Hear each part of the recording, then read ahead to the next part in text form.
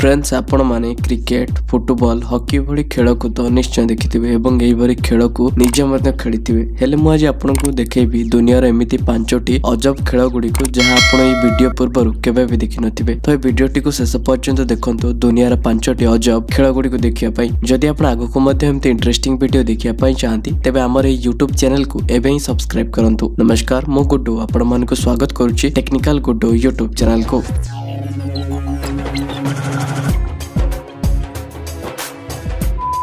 Number 1 ostrich racing. यही खेलटी Australia रे खेला जाए। ए प्रकार खेल आपण माने पूर्वरु केबे भी देखि नथिबे। एही खेल रे लोक माने साधारणतः ऑस्ट्रिच बा ओटो पक्षी ऊपर बसी रेस लगै थांती। आपण जानिले आश्चर्य हेबे कि एही ओटो पक्षी पडिया रे प्राय 70 किलोमीटर प्रति घंटार स्पीड रे दौड़ी थाए एवं एही ओटो पक्षी ऊपर बसिया मध्ये बहुत कष्टकर होइताए कारण ओटो पक्षी ऊपर बसिया पई सफिशिएंट जागा न थाए जेउथि पई अधिकांश लोक माने एही पक्षी ऊपर बसिया परे पड़ी जांती। Number 2 dog surfing. आपण माने तो साधारणतः मनीष मानक पानी भितर सर्फिंग करिवार निश्चय देखिथिबे हेले आज आपण प्रथम थर पई कुकुर को मध्ये पानी रे सर्फिंग करिवार देखिबे। साधारणतः एही खेल रे वेल ट्रेन्ड कुकुर मानक व्यवहार करा जाय जे कुकुर मानक साधारणतः स्वतंत्र भाबे प्रशिक्षण दिया जाय थाए पानी रे सर्फिंग करिया पई एवं ए सर्फिंग करथिबा कुकुर मानकर निज निज मध्य कंपटीशन करा जाय जे कुकुरटी सबुठ भलो भाबे एवं बहुत कम समय रे सर्फिंग करिथाय ताकू पुरस्कृत मध्ये करा जाय। तो फ्रेंड्स आपण देखुथिबे दुनिया रे क्यों भली अजब अजब खेल गुडी को खेला जाउची तो आपनको क्यों खेलटी खेलिया पई पसंद आसे हमको कमेंट करी निश्चय जणांतु। नंबर 3 ड्रैगन बाउंड थग वार।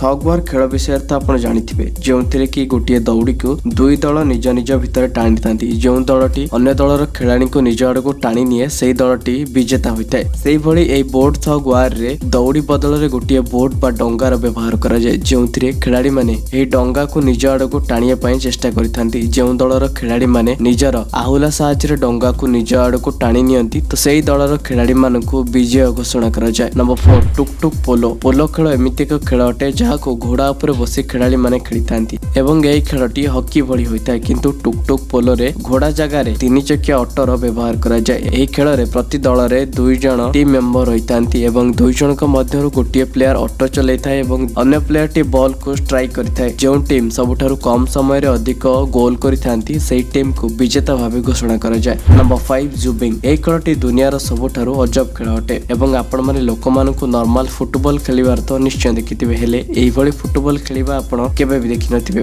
एही खेल रे खेलाड़ी माने निज शरीर को बड़ बड़ इन्फ्लुएंट बॉल भीतर रखिथांती एवं या परे से माने फुटबॉल खेलिबा को आरंभ करिथांती। एही भली खेलटी प्राय 90 दशक रु चली आसुची एवं एही खेल देखिया पई बहुत मजेदार मध्ये होइताय। तो फ्रेंड्स आपण देखिले दुनिया रा 5टी अजब खेल गुडी को आपनको केउ खेलटी सबुठारु इंटरेस्टिंग लागिला हमको कमेंट करे निश्चय जणांतु। जदि आपनको वीडियोटी पसंद आछि त हम वीडियो को लाइक एवं शेयर करे पई भूलिबेनी। तो आज पई एतिकी पुणी देखाबा गोटे नुवा इंटरेस्टिंग टॉपिक रे नुवा वीडियो रे से पर्यंत रहुची। नमस्कार।